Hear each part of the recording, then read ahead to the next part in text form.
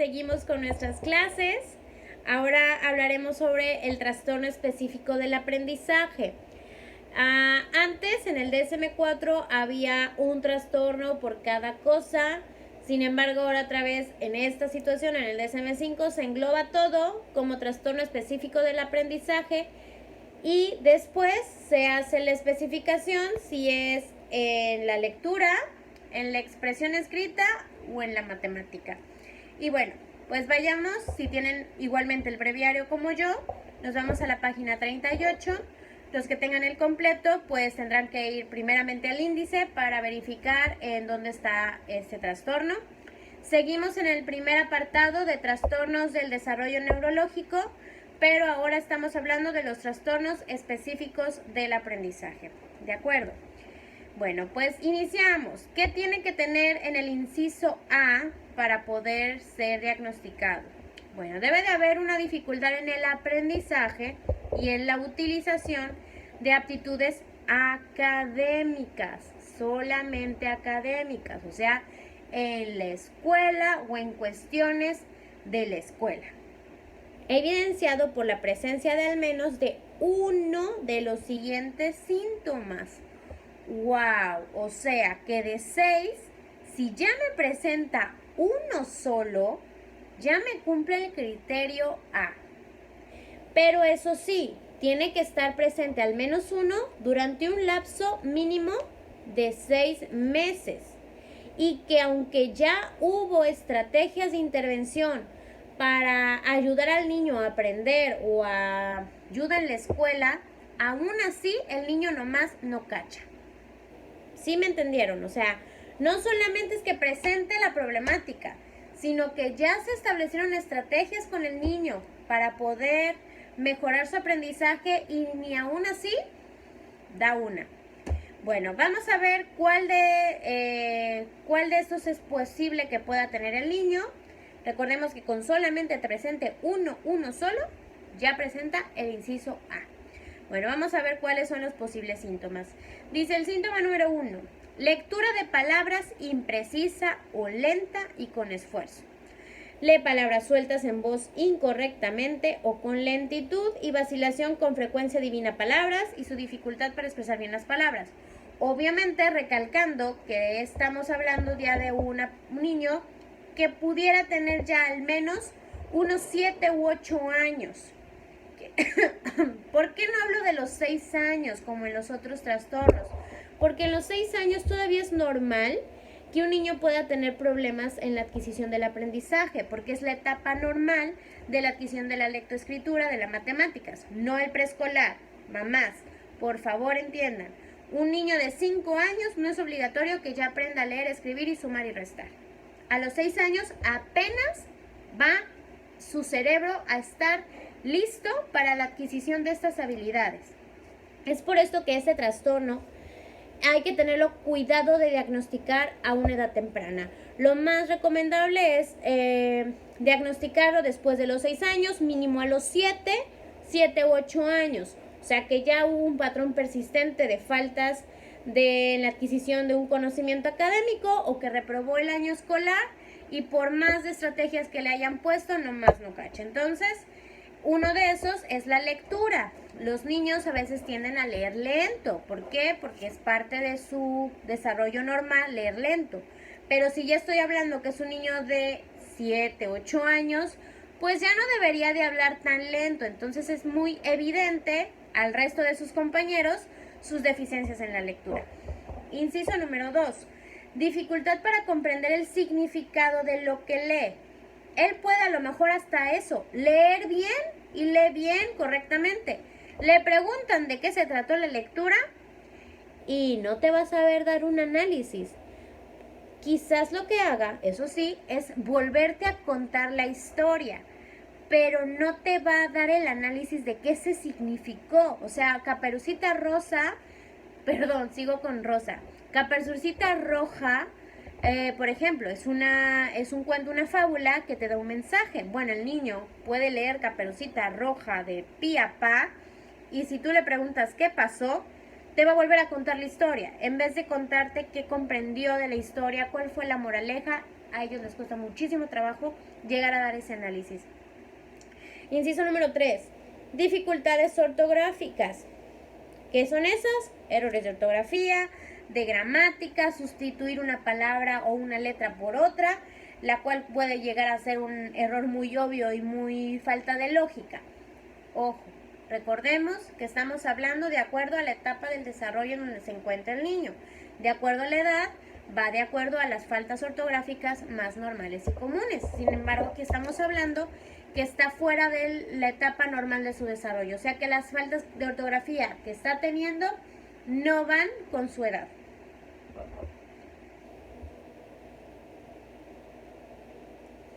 Vamos con el inciso 4. Dificultades en la expresión escrita. ¿A qué se refiere esto en relación con la ortografía? Una cosa es que yo tenga faltas ortográficas y otra cosa es que yo tenga faltas gramaticales. Es decir, si yo digo, el perro cayó por la ventana.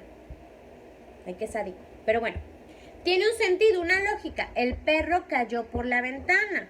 A lo mejor yo me confundo y la palabra de caerse, se escribe con Y, pero el niño le escribe con doble L. Esa es una falta ortográfica. ¿Pero a qué se refiere una falta gramática?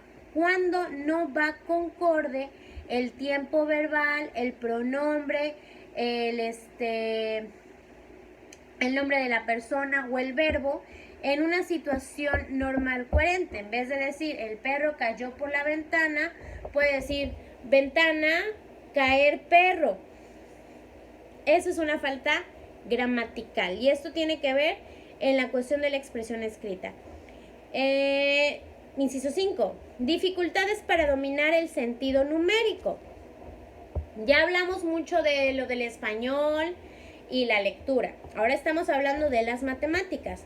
En el inciso 5 a lo mejor puede que el niño no le vaya mal en español o en otras asignaturas, pero tenemos amplio problema en las matemáticas. Entonces el niño aquí al contrario no le entiende el concepto de número, todavía no aprende a sumar operaciones muy básicas para su edad y entonces estamos muy mal en matemáticas. A veces puede poner mal los números, los pone al revés, o el 6 lo confunde con la cantidad del 9. Esos son los problemas en matemáticas. 6. Dificultades con el razonamiento matemático, como aplicar los conceptos adecuadamente, hechos u operaciones matemáticas para resolver problemas cuantitativos. ¿A qué se refiere eso del razonamiento matemático? Es como cuando yo les digo, a ver chicos, si yo tengo cuatro cepillos de dientes y entonces tengo 2 hermanos. ¿Cuántos cepillos de dientes me sobran si doy uno a cada quien? Pues ahí me estarían haciendo una resta. Les estoy diciendo que hay 4 cepillos de dientes y yo tengo 2 hermanos. O sea, en total, ¿cuántos hijos somos? 3. Si le di un cepillo de dientes a cada uno de nosotros, pues ¿cuántos cepillos de dientes sobran? Pues 1. Esa es una situación hipotética muy simple. Sin embargo, para los niños que tienen un trastorno específico del aprendizaje con este síntoma, ese razonamiento les es muy difícil seguirlo. Entonces, cuando se les da un problema matemático, no saben qué operación realizar para resolverlo. Bueno, esos son los posibles síntomas que podemos tener solamente para cumplir el criterio A. Vamos con el criterio B. Dice, las aptitudes académicas afectadas están sustancialmente y en un grado cuantificable por debajo de lo esperado para la edad cronológica del individuo e interfieren significativamente con el rendimiento académico o laboral o con actividades de la vida cotidiana que se confirman con medidas, o sea, pruebas estandarizadas, administradas individualmente y con evaluación clínica integral. En individuos de 17 o más años, la historia documentada de las dificultades del aprendizaje se puede sustituir por la evaluación estandarizada. ¿Ok? Al igual que con otros trastornos, también se requiere evidencias cuantitativas, o sea, pruebas psicológicas. Las pruebas psicológicas precisamente me van a ayudar a saber cuál es el problema específico. Si estamos hablando de comprensión verbal, razonamiento perceptual, memoria de trabajo o comprensión matemática o visoespacial, estas pruebas me sirven para ello. Paréntesis, es probable que aquí estos niños saquen un diagnóstico de promedio bajo, pero no vayan a confundirlo con la discapacidad intelectual. No es lo mismo. Una cosa es que al pobre niño le vaya mal en la escuela y otra que nos pueda ser tan independiente en otras actividades. ¿Sí? Esa es la diferencia con la discapacidad intelectual. La discapacidad intelectual estamos hablando que tiene afectadas todas las áreas. Hay una deficiencia para todas las áreas. En el trastorno específico del aprendizaje solamente vamos a hablar en cuestiones académicas y del aprendizaje. ¿Ok? Entonces las pruebas académicas o estandarizadas me va a dar a lo mejor una calificación baja, pero no por ello quiere decir que tenga una deficiencia mental. Simplemente tiene un problema específico en un área del aprendizaje. Inciso C. Las dificultades del aprendizaje comienzan en edad escolar, pero pueden no manifestarse totalmente hasta que las demandas de las aptitudes académicas afectadas superen las capacidades limitadas del individuo. A ver, el inciso C me está diciendo que el niño no es que sea completamente inepto para hacer las actividades, sí las hace, pero las hace a un nivel muy bajo, muy poco de lo esperado para su edad. Entonces, por eso cuando ya se les integran materiales o problemáticas que superan ese nivel de desarrollo, pues es cuando le cuesta trabajo, se frustra o de plano dice, ¿sabe qué? No quiero hacer nada. Y entonces se pone como berrinchudo, pero no es porque quiera hacer berrincho o porque no quiera hacer la tarea, sino simplemente porque como le cuesta tanto trabajo, pues decide, mejor no la hago. Y el último, el inciso D. Las dificultades del aprendizaje no se explican mejor por discapacidades intelectuales, que era lo que les estaba diciendo anteriormente, trastornos visuales o auditivos no corregidos, u otros trastornos mentales o neurológicos. O sea que el niño a lo mejor no aprende porque no está escuchando bien, porque no ve bien. Entonces, no es que tenga un trastorno específico del aprendizaje, sino que pues el niño no ve, no está copiando bien la palabra, no está entendiendo el problema, o si el niño no escucha, no puede entender bien lo que está diciendo el maestro. Entonces, por eso cuando ya le ponen a hacer las cosas, pues las hace mal. Pero ya una vez que se corrige la audición o la vista, ya tenemos un aprendizaje normal. Bueno, aquí tenemos las especificaciones, como les estaba diciendo anteriormente. Si ven su librito, dice dificultades en la lectura, dificultades en la expresión escrita y dificultades en las matemáticas. ¿Cuáles pueden ser las dificultades en la lectura? La dislexia. La dislexia es un término alternativo utilizado para referirse a un patrón de dificultades del aprendizaje que se caracteriza por problemas con el reconocimiento de palabras en forma precisa o fluida, como deletrear mal y poca capacidad ortográfica. ¿Cuáles pueden ser esos síntomas?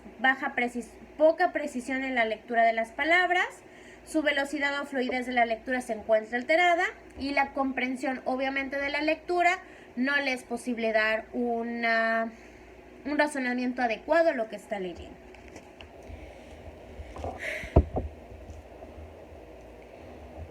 Luego tenemos el de dificultad en la expresión escrita, como corrección ortográfica, corrección gramatical de la puntuación, claridad u organización de la expresión escrita.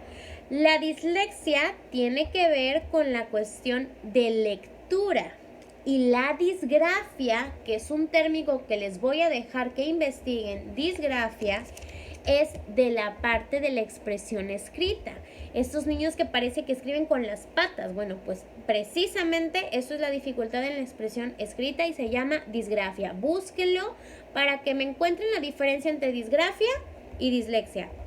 Y por último, con dificultad matemática, ¿cómo se llama? Discalculia, que es cuando el niño no tiene sentido de los números, hay una poca memorización de operaciones aritméticas, el cálculo correcto o fluido se encuentra alterado y hay un razonamiento matemático incorrecto.